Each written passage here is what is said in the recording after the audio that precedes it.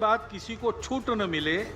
जनसंख्या में पंथ संप्रदाय के प्रमाण में अंतर आने से नए देश बन गए, देश टूट गए। पूर्व तिमोर नाम का एक नया देश बना, दक्षिण सुदान नाम का नया देश बना, कोसोवो बना। विजयादशमी पर यह संघ प्रमुख का सबसे बड़ा संदेश, क्योंकि बढ़ती आबादी पर सवाल तो कई बार उठ चुके हैं, लेकिन अब मुद्दा है कि क्या आबादी कंट्रोल के लिए नीति, नियम यानी कानून बनाने का वक्त आ गया है। जब एक नीति बनी थी तो तत्कालीन जनसंघ ने इसको मुद्दा बनाकर सन 77 में चुनाव लड़ा था। भारत की जनसंख्या नियंत्रण पर जो जनसंघ ने किया था आरएसएस के संचालक से, मैं यही चाहूंगा कि इसके लिए उसकी निंदा करें। मोहन भागवत के बयान पर ओवैसी भी बेचैन हो गए और ट्वीट किया, इसी तरह की बयानबाजी के चलते दुनिया भर में नरसंहार हुए हैं और हिंदुओं और मुसलमानों का एक ही डीएनए है, तो असंतुलन कहां है। इससे पहले भी कई नेता आबादी पर अनोखे तर्क दे चुके हैं। जहां तक औलाद पैदा करने का ताल्लुक है, इसका ताल्लुक इंसान से यहाँ जाती तौर पर नहीं है, इसका भी अल्लाह से ताल्लुक है, अल्लाह ताला से। अल्लाह ताला जो बच्चा पैदा करता है उसके लिए उसका रिस्क साथ में भेजता है उसका। जब उत्तर प्रदेश में अल्पसंख्यकों पे गैर कानूनी रूप से बुलडोजर की कार्रवाई होती है, मोहन भागवत जी चुप हो जाते हैं। और मुसलमान जनसंख्या कानून पर कोई यकीन नहीं रखता। ये अल्लाह की देन है, जितना हो जब हो, इसको कोई रोक नहीं सकता। लेकिन आज इन नेताओं को तथ्यों वाला आईना दिखाना जरूरी है। हमारे पड़ोसी देश चीन में हर मिनट 10 बच्चों का जन्म होता है और भारत में हर मिनट 30 बच्चों का जन्म होता है। 2001 और 2011 के बीच हिंदू आबादी बढ़ने की दर लगभग 17% थी, जबकि मुस्लिम आबादी बढ़ने की दर लगभग 25%।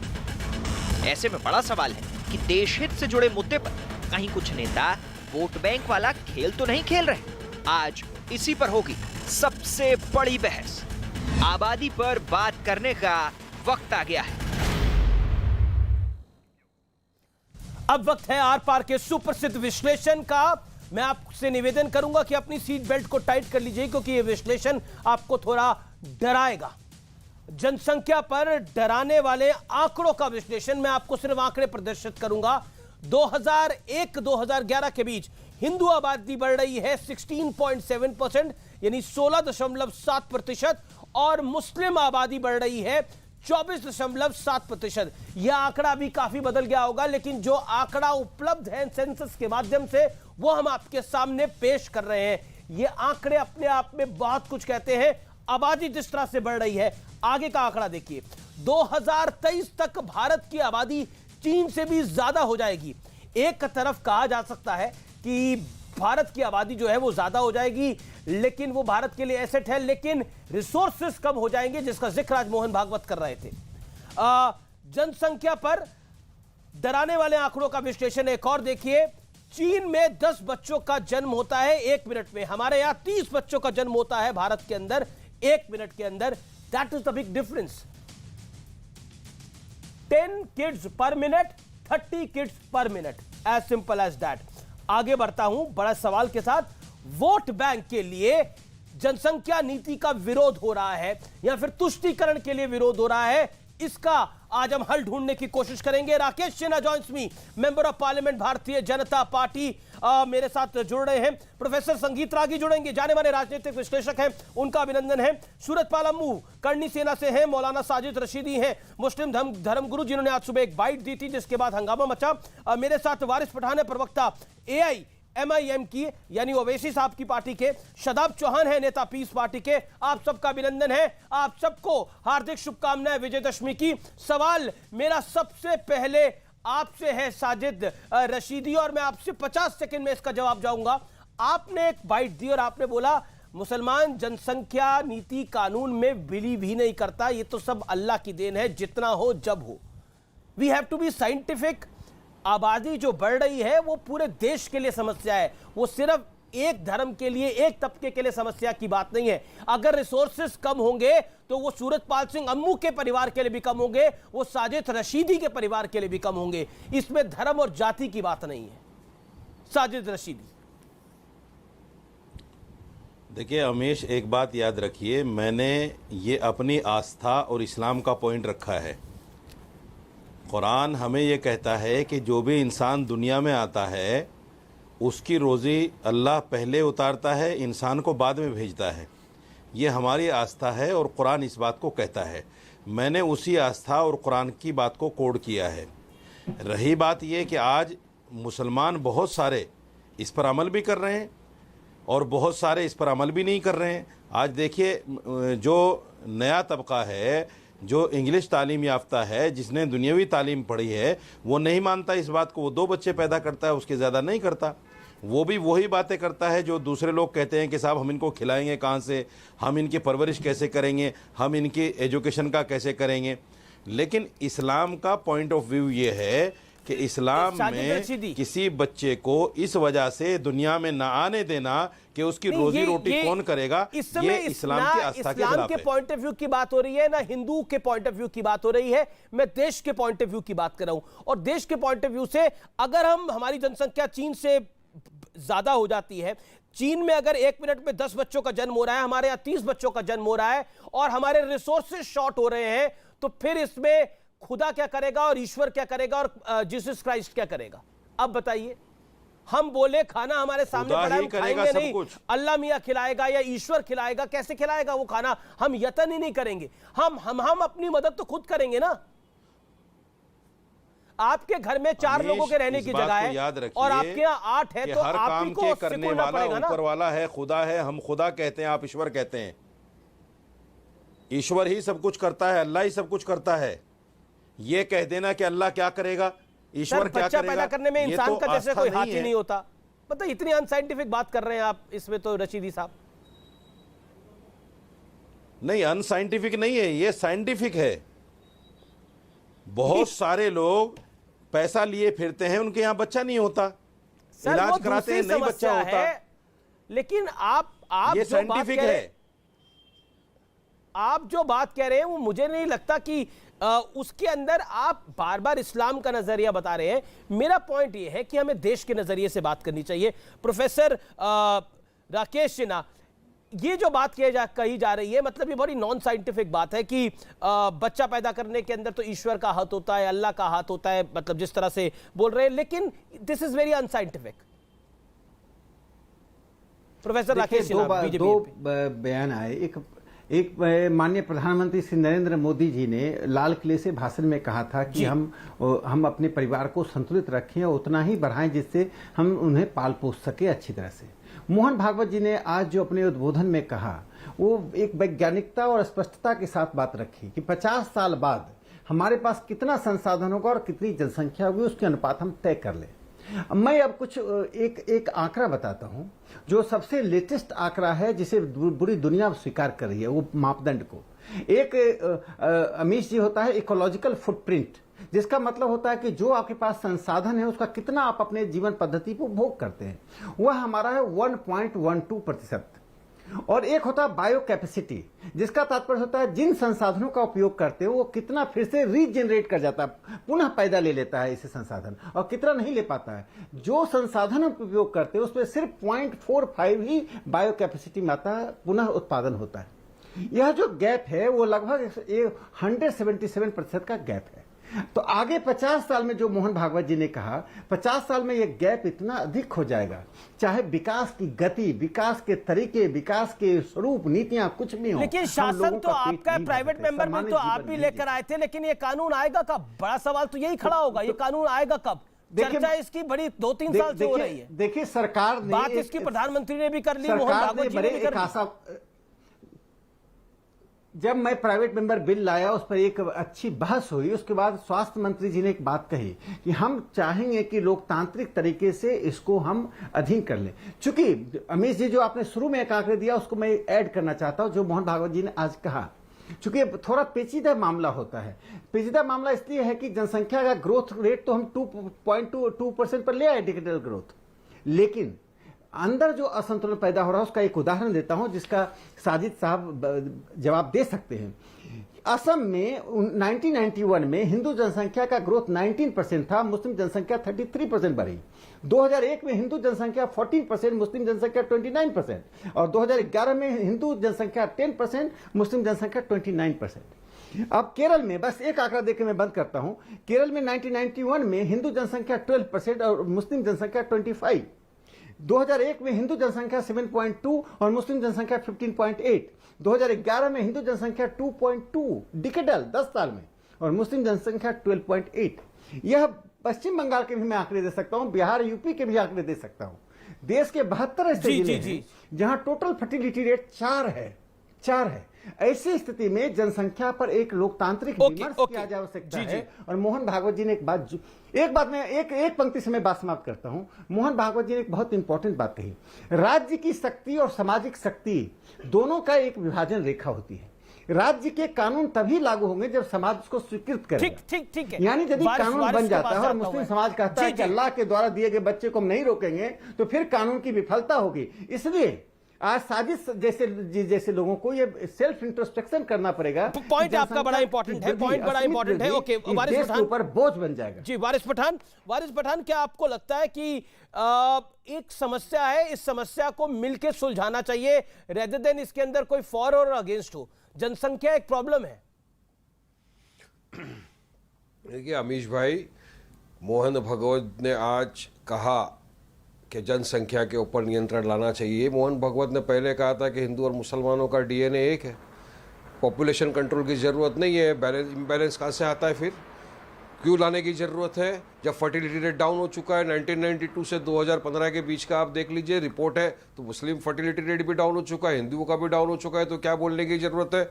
कोई ज़रूरत नहीं था। यही राकेश सिन्हा ने 2019 में एक बिल इंट्रोड्यूस किया था, प्राइवेट मेंबर पॉपुलेशन कंट्रोल का। चुनिंदा एमपी ने इनके साइन करके डाल दिया था। मनसुख मंडाविया जो मिनिस्टर थे, उन्होंने राज्यसभा के पटल के ऊपर खड़े होकर कहा है, और जो रिकॉर्ड के ऊपर है, कि हमको पॉपुलेशन कंट्रोल बिल लाने की कोई जरूरत नहीं है।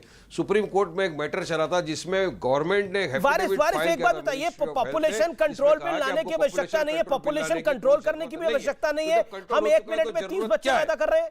सुन रहा हूं मैं आपकी बात को। काउंटर पॉइंट है मेरा। कितने धर्म गुरु के मैं आपको नाम गिना सकता हूं अमीश भाई। किसी ने कहा 10 बच्चे पैदा करो, ये तो भगवान का दिया हुआ प्रसाद है। किसने कहा 5 बच्चे पैदा करो, मुसलमानों को बराबर अगर सबक सिखाना है तो। मैं तो इनके धर्म गुरुओं की बात कर रहा हूं, क्या कहां चले गए वो सब लोग? तो ये बोलते तो जो साजिद रशीदी बात कह रहे हैं उससे आप एग्री कर रहे हैं, डिसएग्री करते हैं? जो साजिद रशीदी ने बात बोली, यू एग्री विद इट और डिसएग्री विद इट? देखिए डेमोक्रेसी में रहते हैं। साजिद रशीदी साहब को पूरा अधिकार है, वो अपनी बात रखे, मैं अपनी बात रख रहा हूं, और मैं तो तथ्य के साथ बात रख रहा हूं ना। क्या मोहन भागवत मनसुख मंडाविया की बात से सहमत है? नहीं है। क्या उनको आंकड़े के बारे में कुछ पता है? नहीं है। क्या उनको पता है कि फर्टिलिटी रेट गिर गया है? पता है? नहीं है। तो ये सारी चीजें बोलने से अच्छा मोहन भागवत को बोलना चाहिए था कि पहले अनएम्प्लॉयमेंट बढ़ाओ। अनएम्प्लॉयमेंट की वजह से लोग शादी नहीं कर रहे, खाने के खुद के वांदे, बच्चे पैदा कहां से करेंगे? सर अनएम्प्लॉयमेंट की समस्या तो और बढ़ेगी अगर आबादी बढ़ेगी। अरे आप पॉलिसी क्या है गवर्नमेंट के पास? सुनिए ना अमीश भाई, बहुत इंपॉर्टेंट बात कर रहा हूं, आपको मजा आएगा। मतलब मजा नहीं, देखिए ये चर्चा मजे के लिए नहीं है, ये बड़ी महत्वपूर्ण है, देश के लिए चिंता की बात है। देखिए एक शख्स कह रहे हैं कि देखिए बच्चे पैदा करने में हमारा कोई हाथ नहीं है, दूसरे शख्स कह रहे हैं कि अनएम्प्लॉयमेंट इसलिए बढ़ रही है क्योंकि शादियां नहीं हो रही हैं क्योंकि अनएम्प्लॉयमेंट है। मतलब हम लॉजिक जो हम लॉजिक दे रहे हैं वो अपने आप में बेहद कमजोर है। वारिस जी, मैं आपको 30 सेकंड और देता हूं। इतने कमजोर लॉजिक से क्या आपको लगता नहीं है कि आप कमजोर विकेट पे हैं? इतने कमजोर लॉजिक से मैं जरा भी, सरकार बैकफुट के ऊपर चले गई है। सरकार राज्यसभा में कुछ बोलती है, सुप्रीम कोर्ट में हलफनामा खुद डालती है, और उन्हीं के आरएसएस के प्रमुख आके ये बोल देते हैं, इम्बैलेंस की बात करते हैं, पॉपुलेशन कंट्रोल की बात करते हैं। वो बात तो कर गए, उदयपुर की घटना का खंडन किया, अमरावती की खंडन किया, तो आप मैं पूरे देश के लोगों ने खंडन किया। सर तन से जुदा के नारे का पूरे देश ने खंडन किया, मगर मोहन भागवत ने खंडन नहीं किया। जो 2 दिन पहले गुजरात के अंदर खंभों से जुदा के खिलाफ लोग सड़कों पर दिखे नहीं, आए नहीं कि गलत है ये नारा।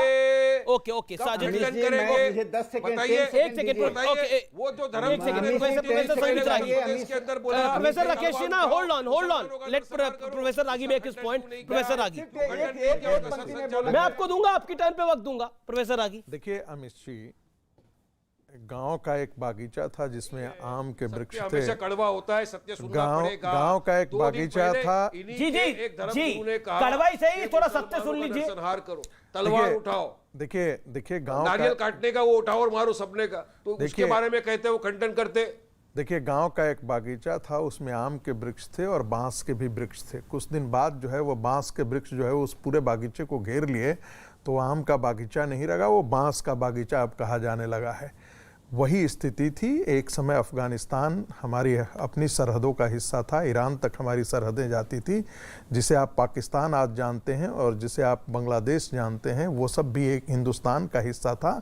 लेकिन वहाँ कुछ अन्य पंथ के मानने वाले डोमिनेट हो गए, तो उसके बाद उन्होंने कहा कि मैं यहाँ नहीं रहूँगा। वहाँ के मंदिर तोड़ दिए गए, गुरुद्वारे तोड़ दिए गए, वहाँ के महिलाओं को उनको जबरदस्ती और बलात् जो है उनका धर्म परिवर्तन करा दिया गया। अफगानिस्तान आज कहाँ है, पाकिस्तान कहाँ है, बांग्लादेश कहाँ है, ये सब हम जानते हैं। एक दूसरी बात, ये सब आज मोहन भगवत ने कहा क्या? दूसरी बात, देखिए मैंने बोला नहीं था, मुझे अपनी बात बोल लेने दीजिए, नहीं तो आप बोलने लगेंगे तो मैं आपको बोलने नहीं दूंगा। दूसरी बात, दुनिया में भारत, यदि पहले जब हम पढ़ते थे तो लगता था कि 1 से 5 की कैटेगरी में हम देखते थे, दूध के उत्पादन में, चीनी के उत्पादन में, राइस के उत्पादन में, इंडस्ट्रियल प्रोडक्शन में, सब हम देखते थे। 10 के बाद भारत आया करता था। आज भारत यदि दूध का उत्पादन दुनिया का सबसे बड़ा उत्पादक देश है, चीनी, लेकिन जो पर कैपिटल, पर इंडिविजुअल जो हमारा कंजम्पशन है वो लो क्यों है, चाहे वो कैलोरी के टर्म्स में हम बात करें, इसलिए क्योंकि हमारे यहाँ जनसंख्या बहुत बड़ी है।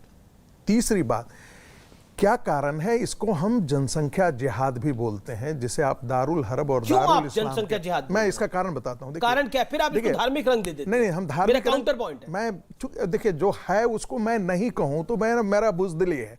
देखिए एक इस्लाम के अंदर कॉन्सेप्ट है दारुल हरब और दारुल इस्लाम, जहाँ पर दारुल इस्लाम यानी कि वो जहाँ इस्लाम का शासन है, और जहाँ इस्लाम का शासन नहीं है यानी वो माइनॉरिटी में है, उसको हमको मेजॉरिटी में कन्वर्ट करना है। हंटिंगटन ने एक बहुत बड़ा क्लैश ऑफ सिविलाइजेशन लिखा, और क्लैश ऑफ सिविलाइजेशन में वो आर्गुमेंट करता है कि मुस्लिम जनसंख्या जो है वो प्रोडक्शन से बढ़ा है और कन्वर्जन से बढ़ा है। तो ये 2 ही ऐसे टेक्निक है जिसे भारत के अंदर, और तीसरा जिसे आज मोहन भागवत जी ने आज इशारा किया, जो बाहर से जनसंख्या आकर के हमारे यहाँ घुस गया है। तो ये तीनों मिलाकर के, मैं बस अमित जी आप बता दें, देखिए 1947 में देश विभाजन के बाद 23% उस समय मुसलमानों की जनसंख्या थी, वो 9.6 रह गई थी। आज मुसलमानों की जनसंख्या है यकीनन वो 18% के आसपास है। तो ये इस देश के लिए खतरा हो गया है। जी, मैं ये कह रहा हूं, बहुत सिंपल बात कर रहा हूं। जवाब ओके। वारिस पठान, अच्छा देखिए, इन्होंने इतनी बड़ी बात करी, ऐसा लग रहा था क्लासरूम के अंदर लेक्चर दे रहे हैं। ये नेशनल टीवी पर बैठकर जो मोहन भगवत ने कहा उसके ऊपर चर्चा हो रही है। मैं भी बहुत बड़े बड़े लेक्चर दे सकता हूँ 2-2 घंटे तक। आप सवाल का जवाब दीजिए, इम्बैलेंस कहाँ है जब दोनों का फर्टिलिटी रेट नीचे जा रहा है? कहाँ सवाल का जवाब आपने दिया कि मनसुख मंडाविया ने राज्यसभा में खड़े रहकर कहा कि पॉपुलेशन कंट्रोल बिल लाने की जरूरत नहीं है?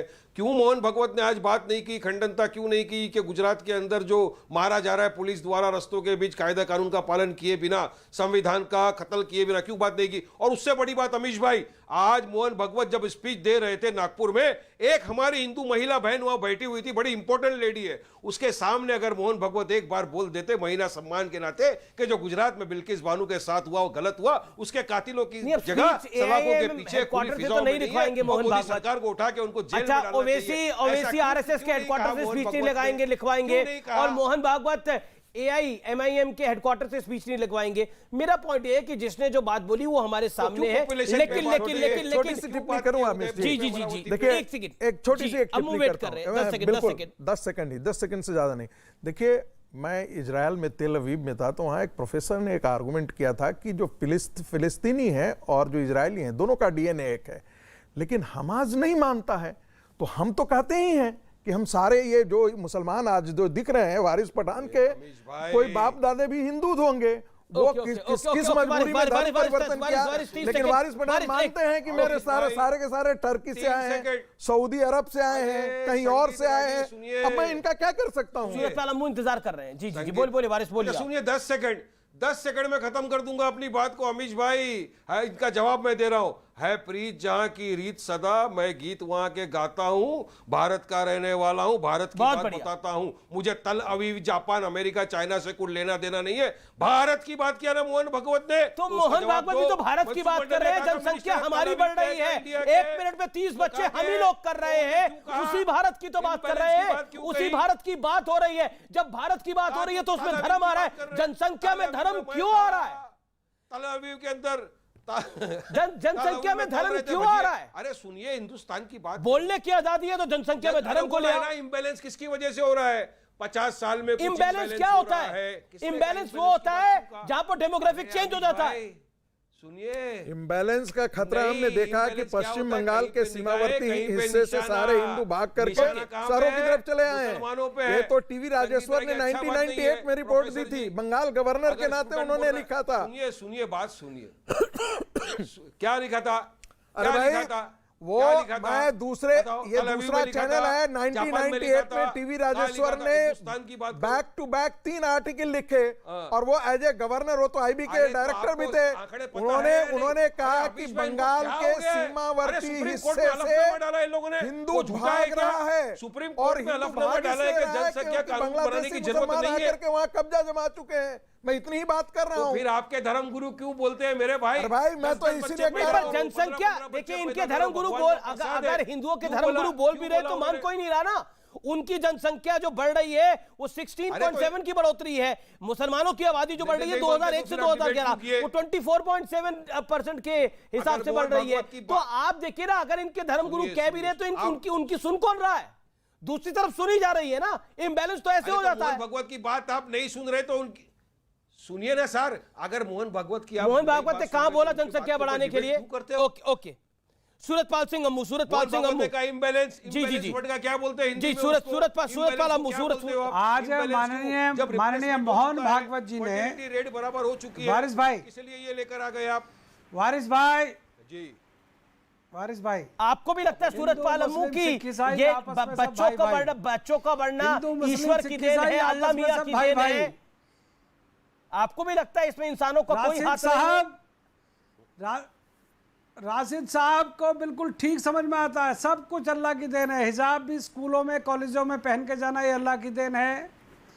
ये जो 20-20 बच्चे पैदा करो, अल्लाह साहब राशिद साहब से कह के गए थे, वारिस साहब से शायद नहीं कह के गए थे, और मुसलमान है देश के अंदर, उनसे शायद नहीं कह के गए थे। राशिद साहब के समझ में नहीं आता। सीए एनआरसी का भी विरोध करने के लिए किसी और ने कहा होगा, इनको सर तन से जुदा करने के लिए भी इनको कहा होगा अल्लाह साहब ने।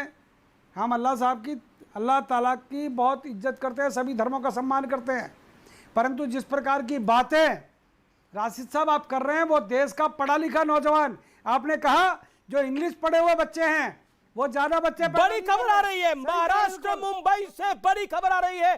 सुशील कुमार शिंदे की दशहरा रैली में स्मिता ठाकरे पहुंच गई है। स्मिता ठाकरे अपने पुत्र के साथ पहुंची है। बाला साहब ठाकरे की बड़ी बहू है। ये बड़ा उलटफेर लेने के लिए राकेश सिन्हा, घृणा फैलती है, डर फैलाने की कोशिश होती है, इससे नरसंहार हो जाते हैं।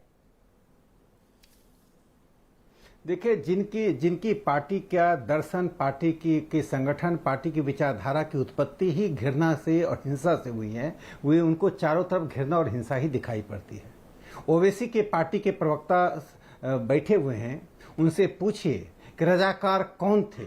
रजाकारों के नेता को कांग्रेस सरकार ने गिरफ्तार किया 1965 में, वे उनको पाकिस्तान भेज दिया गया। पाकिस्तान जाने से पहले ओवैसी के दादाजी को अपनी विरासत दे गए, वही पार्टी MIM है। ठीक, एक सेकंड रिएक्शन लेता हूं मैं। रुकिए वारिस 20-30 सेकंड के अंदर रिएक्शन। ऐसे बयानों से ही नरसंहार होते हैं, ये कहने का तात्पर्य क्या है? ब्रेकिंग चलाइए साथ में, बड़ी खबर है ये अपने आप में। देखिए वो ये तो भड़काने का काम कर रहे हैं साउद्दीन ओवैसी, आरोप ये लगेगा दूसरी तरफ से।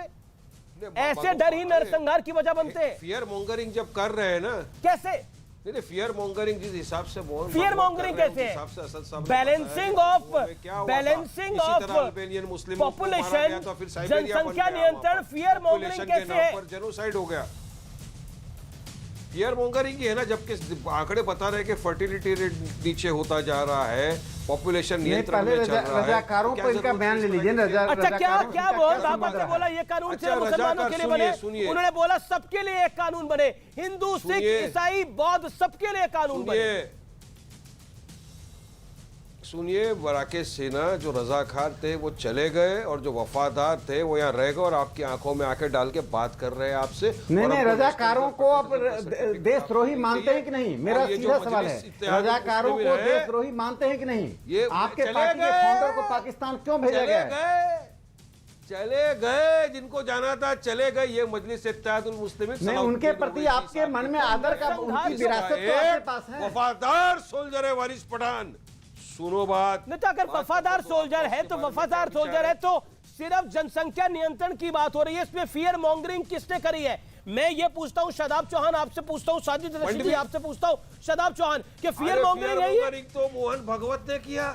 ओके शादाब चौहान, आंकड़े बता जो असद ओवैसी कह रहे हैं वो सही कह रहे हैं, गलत कह रहे हैं? या आपको लग रहा है वो फियर मॉन्गरिंग कर रहे हैं? नहीं, जरूरत नहीं है। नहीं, ये चर्चा यही रुकेगी, इसी विषय पे रुकेगी अभी। नहीं, ये फियर मॉन्गरिंग है। मंत्री बोल रहे हैं, जो कहा जा रहा है कि इससे घृणा फैलती है, फियर मॉन्गरिंग है। ये वाइस वर्सा है, ये वाइस वर्सा नहीं है, फियर मॉन्गरिंग है। ओके मनसुख मांडविया ने जो नहीं, मनसुख मांडविया ने फियर मॉन्गरिंग नहीं करी है, मोहन भागवत ने फियर मॉन्गरिंग करी है, जिसमें हर धर्म को जनसंख्या नियंत्रण के लिए अगर बोला जा रहा है तो इसमें फियर मॉन्गरिंग क्या हो रही है? फियर मॉन्गरिंग तो तब होती थी जब इस देश के अंदर इमरजेंसी के दौरान नसबंदी कराई गई थी। सुप्रीम कोर्ट में हलफनामा अलग डाला जाता है, तुर्कमान गेट पर हलफनामा अलग डाला जाता है, वहां कहा जाता है कि पॉपुलेशन कंट्रोल बिल की जरूरत नहीं है। एक सेकंड पे से आप बोलते हो कि इम्बैलेंस हो रहा है, इम्बैलेंस हो रहा है, इसकी वजह से हो रहा है। शादाब चौहान पेशेंटली इंतजार कर रहे हैं। शादाब चौहान, अरे अमीश भाई 10 सेकंड में एक बहुत इंपॉर्टेंट बात बोलना चाहूंगा अमीश भाई, उसके बाद खामोश बैठ जाऊंगा, उसके बाद खामोश बैठ जाऊंगा। अमीश भाई, ये राकेश सिन्हा इतनी बड़ी बात कर रहे, कर रामलीला का जो मंच लगा था, हमारे हिंदू भाइयों की आस्था लगी हुई है ना उससे। राम जी बैठे हुए, सीता जी बैठी हुई, उसके सामने अश्लील डांस किया जा रहा था स्टेज पे। कौन सा गाना? दम पे दम मारे जा, शरारा शरारा, मैं हूं एक शरारा। क्या ये हमारे हिंदू भाई बहनों की सभ्यता में? मेरे हिंदू दोस्तों ने मुझे फोन कर कर कहा, वारिस भाई कितनी गलत बात है ये। ओके, सूरतपाल अम्मू कुछ कह रहे हैं, गलत है उसके बारे में। सूरतपाल अम्मू रामलीला का ठेका वारिस पठान और ओवैसी साहब ने। वारिस पठान साहब, रामलीला में क्या होता है क्या नहीं होता उसकी चिंता आप ना करें, रामलीला की चिंता वारिस भाई हम करेंगे। मेरे हिंदू भाइयों की आस्था को हट पूछिए, चर्चा करें। मेरे आप जनसंख्या नियंत्रण पे मेरे हिंदू भाई बहनों मोहन भागवत साहब ने क्या कह दिया, आपको तकलीफ क्या हो गई? बोलूं? बिल्कुल नहीं, हमको तकलीफ ये है कि मोहन भागवत ने वो कहा जो गलत है। कौन सी जाति का नाम लिया? मोहन भागवत साहब ने कौन से धर्म का नाम लिया? इम्बैलेंस की बात तकलीफ आपको ही क्यों हो रही है? इम्बैलेंस। शादाब चौहान को मैं लेके आ रहा था, तो चर्चा में काफी देर से वेट करें। शादाब चौहान, असद ओवैसी ने जो फियर मॉन्गरिंग की बात करी है, जो नरसंहार की बात कर रही है, आपको गलत लगती है? शादाब चौहान, देखिए, मैं फैक्ट के बुनियाद पर 2 पॉइंट्स रखूंगा। पहली बात तो जो फर्टिलिटी रेट है उसको हमें ऑब्जर्व करना चाहिए। हाँ, मेरा फैक्ट नंबर यह है कि फर्टिलिटी रेट को हम लोग को ऑब्जर्व करना चाहिए। जब वो ऑलरेडी डाउन है तो हम किसी को इंसिस्ट नहीं कर सकते, दंपति तय करेगा कि उनको बच्चे पैदा करना है नहीं करना। और आखिर में इसमें यह है कि बहुत से लोग ऐसे हैं जिनको औलाद चाह करके भी नहीं होता। अगर आप कानून बनाएंगे कि 2 बच्चे पैदा करिए, 3 करिए, तो क्या फिर कोई ऐसा भी कानून लेकर आएंगे कि जो जानबूझकर बच्चे पैदा नहीं करेगा उस पर भी मुकदमा दर्ज किया जाएगा? तीसरी चीज मेरी यह है आपकी कि भारत की संस्कृति ये नहीं है कि आपकी बेसिक नॉलेज में मुझे तरस आ रहा है। आपने 7वीं 8वीं में बायोलॉजी पढ़ी थी, नहीं पढ़ी थी? मेरी नॉलेज कितना बात करने दीजिए। एक सेकंड अमेश, आपकी बेसिक नॉलेज पे मुझे तरस आ रहा है। शादाब, एक सेकंड मुझे 10 सेकंड दे दीजिए मेरे कार्यक्रम के अंदर। आप एक इत्मीनान से आपने मेरे को एक सवाल का जवाब दीजिए। 7th 8th में have you read biology? Have you read biology? Have you studied biology? I am just want to ask you, आपने बायोलॉजी की पढ़ाई पढ़ी है? Can you ask same question from Mohan Bhagwat? नहीं देखिए, मैं आपसे बड़ा बेसिक सवाल पूछ रहा हूँ। आप कह रहे फर्टिलिटी रेट डाउन जा रहा है। अरे फर्टिलिटी रेट नहीं जैसे गांधी को मारा ऐसे हम देवगन को मार देंगे। आपने यही बात मोहन भगवत से पूछी। एक सेकंड, ना गांधी की बात हो रही है, ना गांधी की बात हो रही है, ना मोहन भागवत की बात हो रही है। आपने जो लॉजिक दिया उसकी बात कर रहा हूँ। मैंने आपसे ऐसा क्या सवाल पूछ लिया कि आप इतना भड़क रहे हो? मैंने तो इतना सवाल पूछा कि आपने बायोलॉजी की स्टडी करी है। एक सेकंड, ना ऐसे आप ऐसे शोर क्यों बचाए? नहीं, आप 1 सेकंड क्या, मैं 40 मिनट से इंतजार कर रहा हूँ। आप 40 मिनट से इंतजार कर रहा हूँ, बोलने नहीं दे रहे। 1 मिनट का वक्त दे दूंगा। आपसे मैंने सवाल तो सिर्फ बेसिक पूछा, क्या आपने बायोलॉजी की पढ़ाई पढ़ी है 7वीं 8वीं में या नहीं पढ़ी? सीबीएसई के सिलेबस में जो है वो मैंने पढ़ा है। अब तो पता तो होगा क्या पढ़ के आए हो। सीबीएसई का सिलेबस में अब बायोलॉजी होती है तो पढ़ी मैंने क्या पढ़ा है? अगर मैं क्या पढ़ा है ये टेस्ट नहीं दूंगा ना मैं। मुझे अपनी बात कहने दीजिए, उसके बाद सवाल। अच्छा, आपने पढ़ी है 6वीं 7वीं में 8वीं में बायोलॉजी? 1 सेकंड देखिए, आप जो है वो प्रोफेसर साहब 1 सेकंड, मैं इसमें टेस्ट की क्या बात है? टेस्ट की क्या बात है? अरे हम सादाब चौहान, जनसंख्या नियंत्रण बनने पर आपको तकलीफ क्या है? मामू चुप रहिए। मामू तकलीफ क्या है? मामू चुप हो जाए प्लीज। अरे मामा आप तो चुप हो जाइए। मामा जी कौन मामू और कौन साला, इस बात को मत पढ़ो। मेरी बात पूरी होने दीजिए। आप साले साहब इस चक्कर मत पढ़ो। मामा जी एक साले साहब इस चक्कर में मत पढ़ो। मामा जी प्लीज। मामा जी प्लीज। अमीश, ये मेरे साले साहब हैं, ये मेरे बच्चों के मामू हैं। अरे जनसंख्या नियंत्रण कानून पे तकलीफ क्या है? दे रहा हूँ जनसंख्या नियंत्रण कानून पे तकलीफ क्या साले साहब? क्षत्रियों का इतिहास, क्षत्रियों के कितने बच्चे होते हैं? मामा जी क्षत्रियों के कितने बच्चे होते हैं? बच्चे तो हमारी शान है। मामा जी क्षत्रियों के कितने बच्चे होते हैं? हम क्षत्रिय हैं।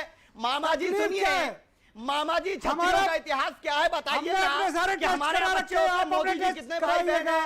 योगी जी कितने भाई बहन है? क्षत्रियों के ऊपर बात ना करें थे। योगी जी कितने भाई बहन है? कानून मत लाइए, क्षत्रियों की बात करोगे तो बिगड़ जाएगी बात। मामा जी चुप हो जाइए। क्षत्रियों की बात करेंगे तो खेल बिगड़ जाएगा। बता रहा हूं आपको मैं।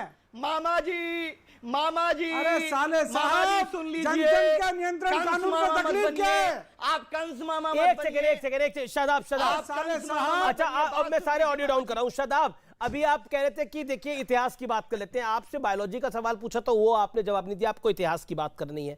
अब आप मुझे बताइए, आपको मतलब इतनी तकलीफ क्यों हो गई? एक बेसिक सवाल मैंने पूछा, आपको 6ठी 7वीं 8वीं में आपने क्या बायोलॉजी पढ़ी है? तो मुझे ऐसा लग रहा है कि आप पढ़ नहीं पाए हैं वो बायोलॉजी। कोई बात नहीं, हो जाता है ऐसा, नहीं कई बार कोई पढ़ पाता। लेकिन एक बात मुझे बताइए, एक बेसिक इंफॉर्मेशन जो होती है वो सबको होती है। आप ये बार बार कह रहे हैं कि फर्टिलिटी रेट कम है, फर्टिलिटी रेट कम है। अरे बच्चों की संख्या हर 1 मिनट में हमारे यहाँ 30 बच्चे पैदा हो रहे हैं और आप कह रहे हैं बच्चे तो क्षत्रियों की शान होते हैं, फलानों की शान होते हैं। मुझे समझ में नहीं आता, ज्यादा बच्चे क्या शान होते हैं किसी परिवार के लिए? ज्यादा बच्चे, या फिर अगर एक बच्चा और वो 2 बच्चे हो या 3 बच्चे हो वो तरक्की करे तो वो ज्यादा बड़ी शान होते हैं?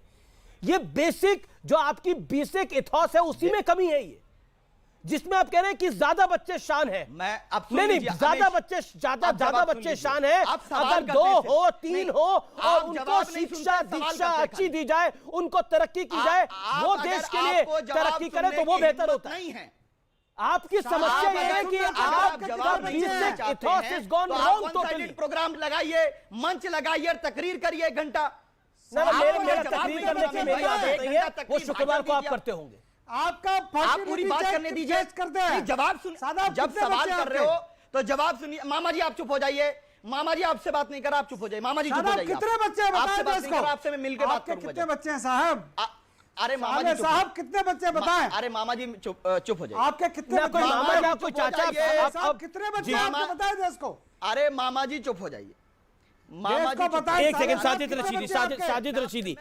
रशीदी को चर्चा में आने दीजिए। साजिद रशीदी जो असद ओवैसी ने बोला कि नरसंहार हो जाएगा। ओके शादाब, शांति से बैठिए ना आप। ये सब नाटकबाजी नहीं है सब। देश को बर्बाद करोगे। शादाब, आपको जाना है आप जाइए, आपकी कॉल है। मैं आपका रुख करता हूं मौलाना साजिद रशीदी। एक मुझे बात बताइए जो बेसिक पॉइंट होता है, जो कि बात मोहन भागवत ने जनसंख्या नियंत्रण की करी है, उसमें किसी समुदाय की बात नहीं करी गई, उसमें पूरे देश की बात करी गई है। इसके अंदर समुदाय को लाना क्यों? और क्या आपको लगता है असद ओवैसी समुदाय को लाए हैं बीच में? वो कह रहे डर का माहौल फैलाया जा रहा है, ऐसी ही बातों से नरसंहार होते हैं। देखिए हमेश, असद ओवैसी ने क्या कहा है वो तो प्रवक्ता बैठे हैं, उनके वारिस पठान साहब वो जवाब देंगे। लेकिन मैंने संगीत रागी की 2-3 बातें नोट की हैं, वो जरा सुन लीजिए, उसका जवाब देना चाहता हूं मैं।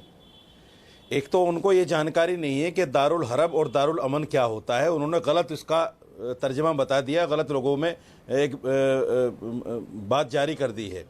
दारुल अमन का मतलब ये होता है जहां इंसान की जान और माल हिफाजत से हो, और दारुल हरब का मतलब ये होता है जहां इंसान की जान और माल हिफाजत से ना हो। सुन लीजिए बात मेरे संगीत रागी, मैं बोला नहीं, मैंने दारुल अमन की बात ही नहीं की है, मैंने दारुल हरब और दारुल इस्लाम की बात की है। दारुल हरब और दारुल इस्लाम, सुनिए भाई साहब सुनिए, दारुल इस्लाम अलग चीज है, दारुल हरब अलग चीज है, आपको यही पता नहीं है। अरे भाई यही बात मैंने कही है, मैंने इसी की व्याख्या की है। दूसरे व्याख्या की है मैंने, दूसरे इस्लाम का शासन है वो दारुल इस्लाम कहलाता है, जनसंख्या और जहां इस्लाम का शासन नहीं है वो दारुल हरब है, उसको दारुल इस्लाम में हमको कन्वर्ट करना है। एक सेकंड संगीत रागी, पहले बात रख ले, पता नहीं होता जानकारी लेके आया, सुनो मेरी बात। अब मुझे क्या पता है, इस पर टिप्पणी मत कीजिए, आप अपनी बात कहिए, आप अपनी बात कहिए। क्या मुझे पता है क्या नहीं पता है, जानकारी है नहीं, बिला वजह की बातें मुझे पूरी जानकारी है, मुझे पूरी जानकारी है, और मुझे पूरा इस्लामिक मूवमेंट का चरित्र की भी जानकारी है। एक सेकंड, आप हम मदरसे से पढ़े हुए मौलाना नहीं है, हम टोपी और दाढ़ी लगा करके मौलाना नहीं बने हैं, सुनिए समझे? मेरा निवेदन मानिए, प्लीज आप ऐसी व्यक्तिगत टिप्पणी इनको बंद कराओ, कही है, बंद कराओ इनकी व्यक्तिगत टिप्पणी, जाना चाहिए और जिसका नोटिस लेना चाहिए। इन्होंने कहा कि मुसलमान की आबादी आज 18% के करीब है, जो चिंता का विषय है। बिल्कुल है। 80% हिंदू तो चिंता का विषय नहीं है, सिर्फ 18% मुसलमान चिंता का विषय है। इनकी मानसिकता देखो, बिल्कुल है, हमारी मानसिकता हम जानते हैं। 18%, 80% हिंदू ये चिंता का विषय नहीं है। इनकी गंदी मानसिकता में सिर्फ 18% मुसलमान चिंता का विषय है। ये मुसलमान जो है, इनका एक हिस्सा जो है वो रोहिंग्याओं के लिए खड़ा होता है, ये उन गद्दारों के लिए खड़ा होता है जिनके बाप दादों ने इस देश का विभाजन किया था, उनके लिए खड़ा होता है, पाकिस्तानियों के लिए खड़ा हो जाता है। पूरी कौम को नहीं हम बोलते, हम पूरी कौम को बोल ही नहीं रहे हैं। मैंने पूरी कौम को बोल कह रहा हूँ, मैंने तो कहा मैंने उन लोगों के जैसे साजिद रशीदी जैसे लोग हैं, सीए के विरोध में खड़े हो जाते हैं, रोहिंग्याओं को इस देश में पालने के लिए खड़े हो जाते हैं, बांग्लादेशी मुसलमानों के साजिद रशीदी को एक बोलने दीजिए, जो इतने गलत कामों में उनके लिए खड़े हो जाते हैं। इस बयान पर माफी मांगो, आप काहे को माफी मांगू, आप माफी मांगो इस बयान पर, काहे को माफी मांगू, किस माफी मांगो इस बयान पर। आप जैसे लोगों की वजह से नफरत फैलती है, हो क्या रोहिंग्याओं के साथ खड़े होते हो, जैसे लोगों की वजह से नफरत फैलती है, बांग्लादेशी मुसलमानों के साथ घृणा की बात करते हो टीवी पर बैठकर, माफी मांगू उसके लिए, और अपने आप को आरएसएस से जुड़ा हुआ भी बताते हो। अरे भाई हालांकि आरएसएस से आपका कोई लेना देना नहीं है, मुझे मेरे बारे में मत बताओ।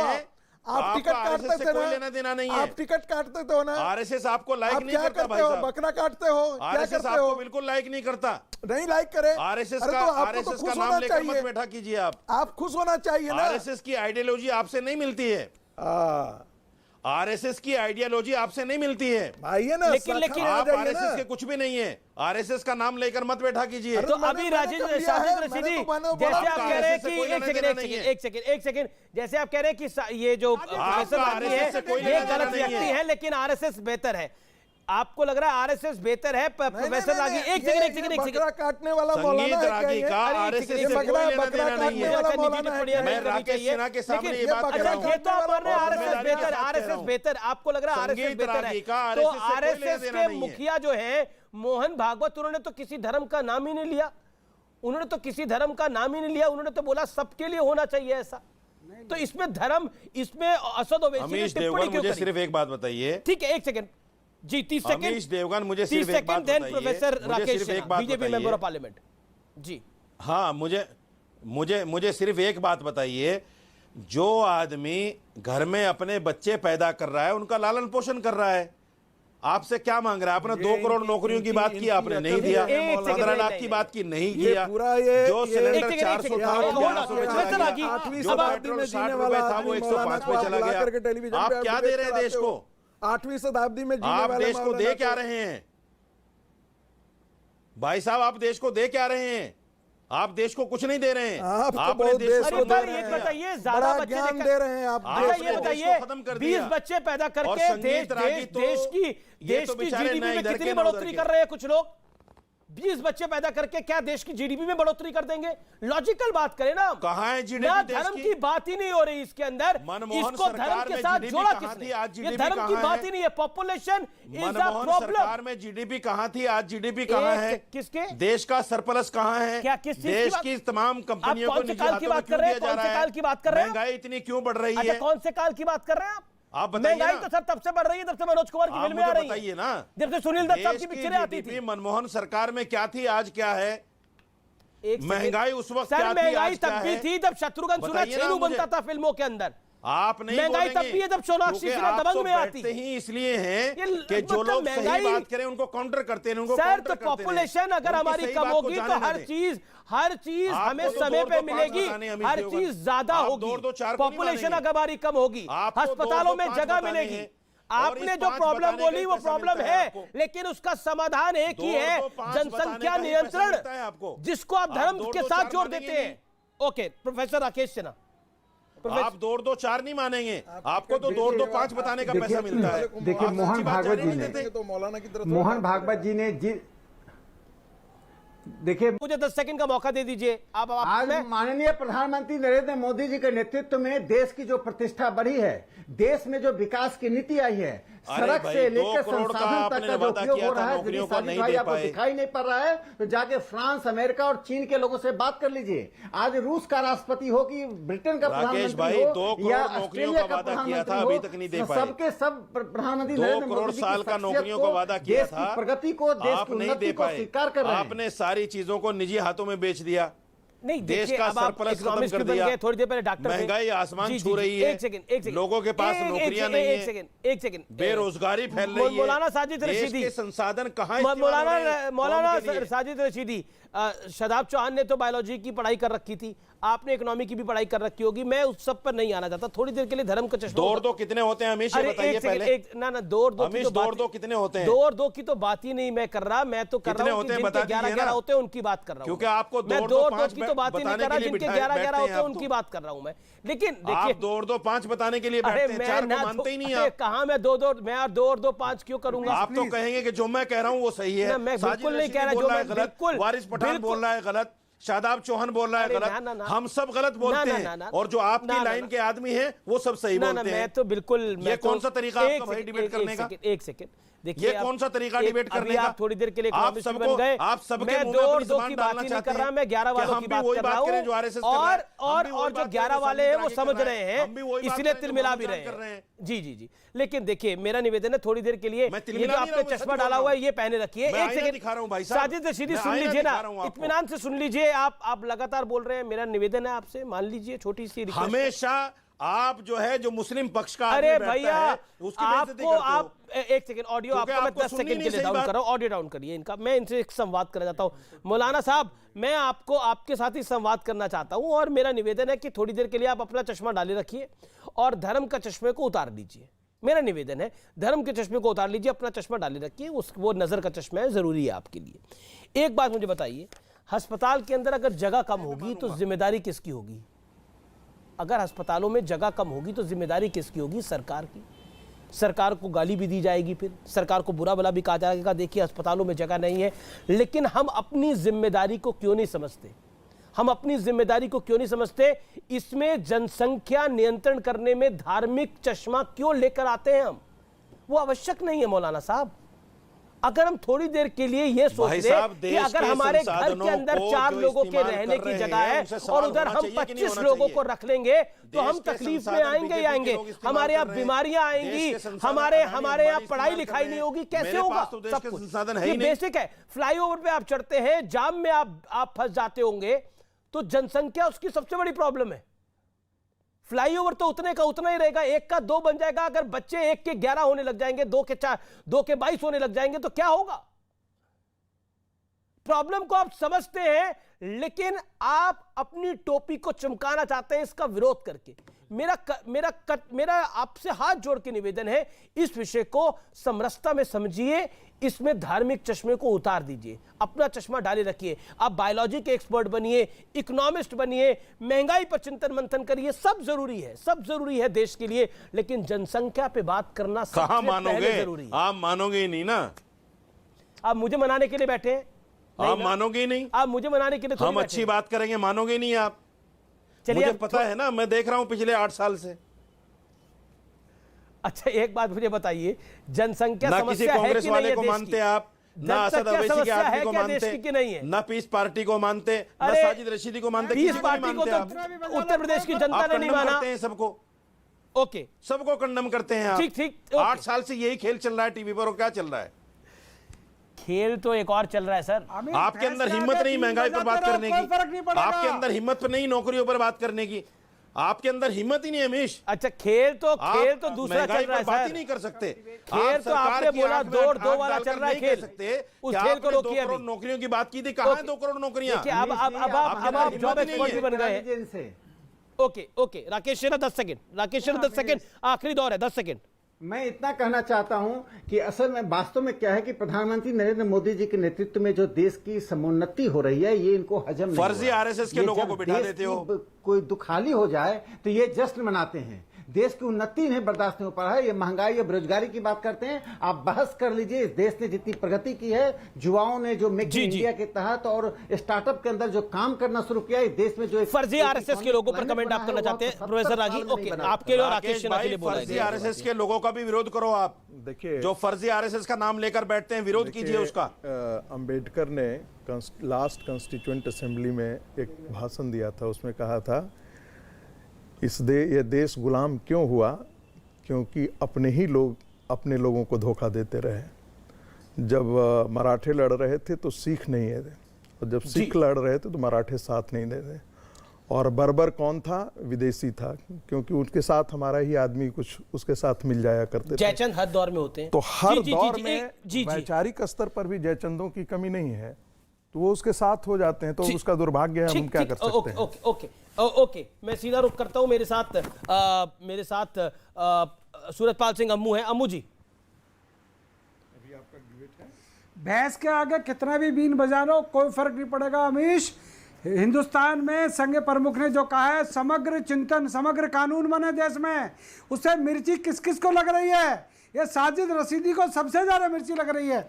मुझे अचंभा इस बात पे हो रहा है साजिद रशीदी साहब, अरे बच्चे पैदा अगर हमने 80% लोगों ने करने शुरू कर दिए तो कहां जाओगे मियां, कहां जाओगे? ओके, ठीक है। मेरा निवेदन है कि बच्चे ज्यादा करने की कोई प्रेरणा ना दे, कम से कम हम अपनी जिम्मेदारी को समझें। ये आखिरी दौर है, और मैं आखिर के अंदर फैक्ट्स के ऊपर ही रहता हूं, और निष्कर्ष ये है कि चीन अगर 1 मिनट में 10 बच्चों को जन्म देता है तो हम 1 मिनट में 30 बच्चों को जन्म देते हैं, और 2023 तक भारत की आबादी चीन से ज्यादा हो जाएगी।